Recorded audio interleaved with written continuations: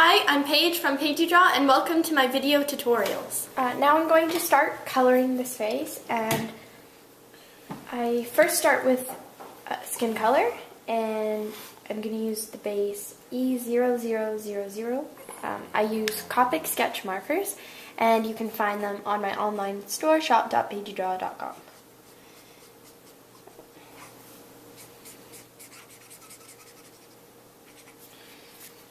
And once you're done with the base color, you start with your pinkish tones. And I always use pinkish tones when I'm coloring girl skin, just because I think it makes it a little bit more feminine, and I also like shading with different colors. If I just shaded with the earthy skin colors, it wouldn't be as interesting, I guess. And since she is blushing, I can add a bunch of pink around the nose, just like a big line like that. You're going to blend it in afterwards anyways. So at this point you want to know where your light source is. So say my light source is right here, going like that. So I shade on this side.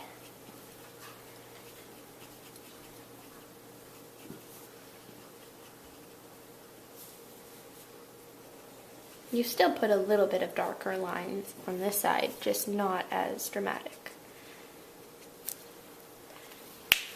And now I'm going to just blend it in with my base color again, which is E0000. Lots of zeros. And the reason why I use such a light color for skin is because I like to shade a lot, and if you use a darker color, if I use the shade darker, the skin would appear even darker than it's going to. So since I add so much colors, I can just use a really pale color and it'll eventually get darker and darker and darker the way I layer it. Finished with that pink color, I'm going to use E000, which is slightly darker than my base color, and it'll make the drawing look a little less pink while adding some more shading. It's still going to look pink, it's just I'm not going to add more of it.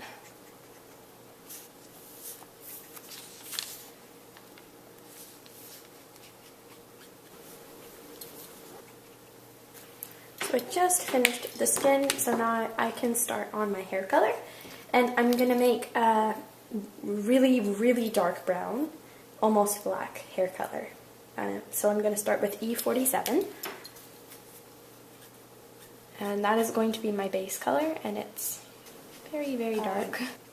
There's too much ink on the page.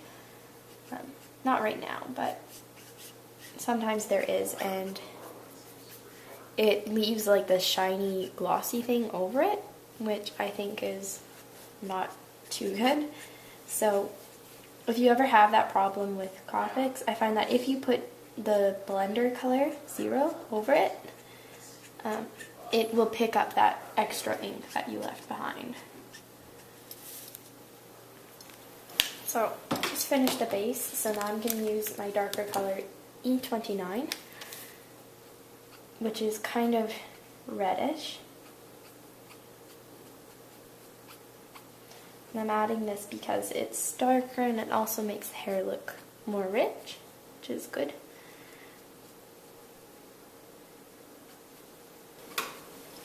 So I find that this particular color leaves a lot of extra ink, so I'm going to go over it with 0 in a moment.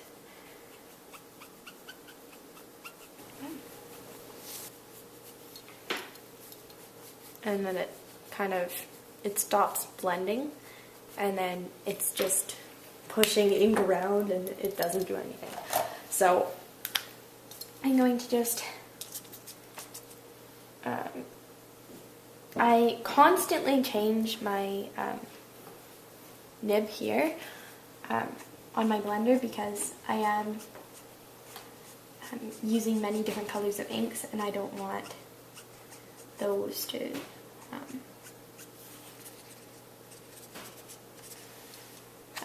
I don't want those to get on my other colors when I blend.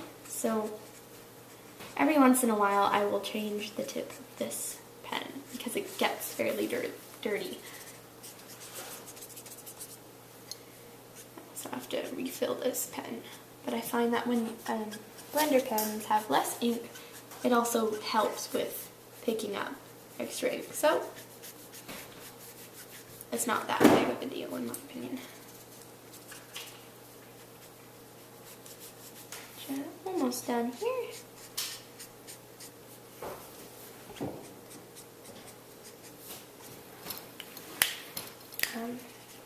So now I'm going to make the hair color look even darker by adding T7, and I could add any other kind of gray, but I find that either warm gray or toner grays, which is T and W, those are the best if you're trying to make dark brown hair look almost black, because brown is a warmer color, so if you use warmer grays, it'll blend in better.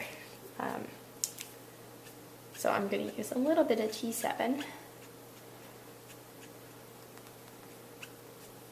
And again, you just want just a tiny itty bitty bit of it.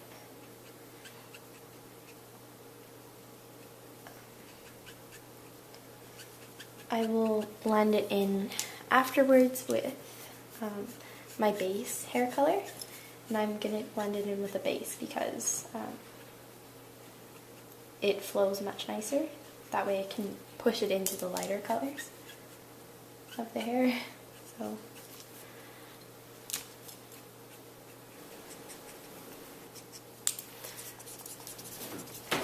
I've just finished coloring that, and now I'm going to color the bow, and I'm going to use a purple. So I'm going to do the base BV01.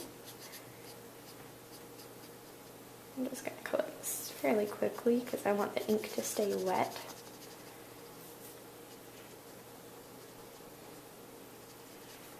The reason why I want it to stay wet is because when I add the next color, I find that it's much darker, so I want it to blend in with this color. So if this color is still wet, the ink will kind of leak into it.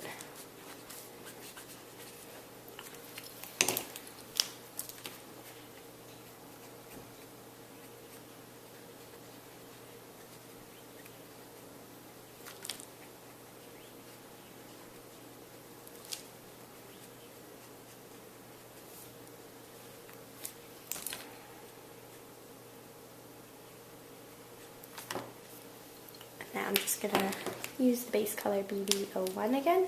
And if I didn't say this color, this is BB04. So.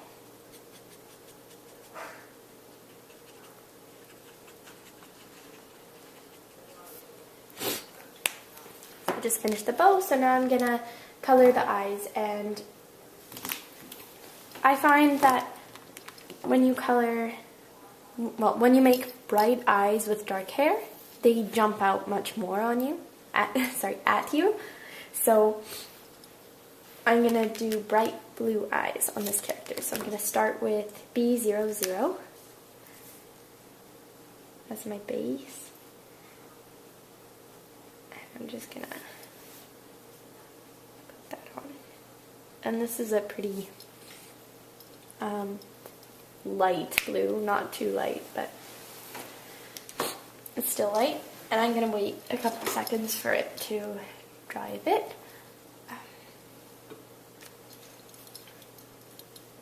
Now I'm going to add B01. And I start with the pupils, and then I just color the top part of the eye. Just the top. So if you split the eye this way, you just color the, like just say there's an invisible line here, you just go above that line. And it should be a similar color to what your base was. So you don't notice it as much, but it still helps make the eye look even better. And once that is dry, you just add the even brighter color, which is what's going to make it really stand out.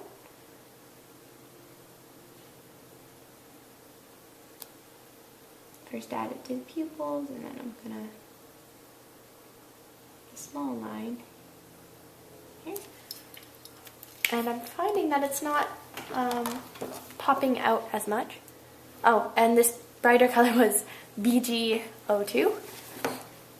But I'm finding that it's not standing out enough, so I'm going to add B05, which is a very bright blue, which is, I think this is the primary color of blue, so it's pretty bright. I'm just going to add an even smaller line. Same thing as what I did with VG02. And I just finished the color in the eye, so I'm going to add shine with white gel pen. And you can use any kind of white ink that you can find for this, but I find that gel pen is the easiest to use. And now I've just finished coloring this face. Thanks for watching my tutorial on how to color a face. If you want to get the same fine liners as me and the markers that I've used in this video, please check out my online store, shop.PaigeeDraw.com. We sell all the art supplies you need.